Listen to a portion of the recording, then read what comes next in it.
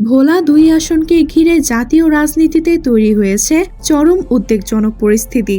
স্থানীয়ভাবে পরিচালিত একাধিক জরিপ ও মাঠ পর্যায়ের অনুসন্ধানে উঠে এসেছে, এই আসনে জামায়াতে ইসলামীর প্রার্থী জনগণের মধ্যে ব্যাপক গ্রহণযোগ্যতা অর্জন করলেও একটি বিশেষ রাজনৈতিক কৌশলের মাধ্যমে ভোট ভাঙার ষড়যন্ত্র চলছে।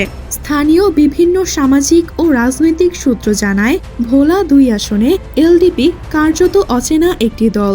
এই অঞ্চলে তাদের নেই কোনো দৃশ্যমান সাংগঠনিক কাঠামো, কমিটি কিংবা দীর্ঘমেয়াদী রাজনৈতিক কার্যক্রম।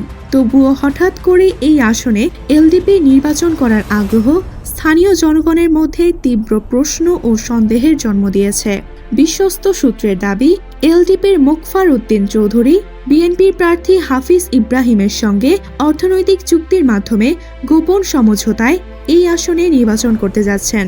অভিযোগ রয়েছে, এর মূল উদ্দেশ্য হল জামায়াতের শক্ত ভোট ব্যাংক ভেঙে দিয়ে বিএনপিকে বিজয়ী করা।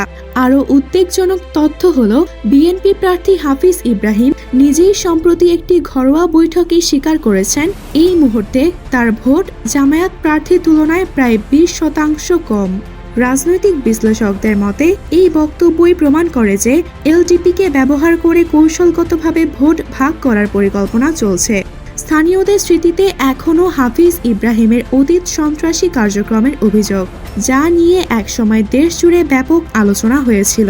এলাকাবাসীর আশঙ্কা, এই আসনে যদি কৃত্রিমভাবে ফলাফল পাল্টে দেওয়া হয়, তাহলে ভোলা ২ আবারও সন্ত্রাস ও অস্থিরতার আখড়ায় পরিণত হতে পারে। অন্যদিকে জামায়াতে ইসলামী মনোনীত প্রার্থী ফজলুল করিম শুরু থেকেই সামাজিক কাজ, জনসংযোগ এবং ধর্মীয় কর্মকাণ্ডের মাধ্যমে একটি শক্ত অবস্থান তৈরি করেছেন।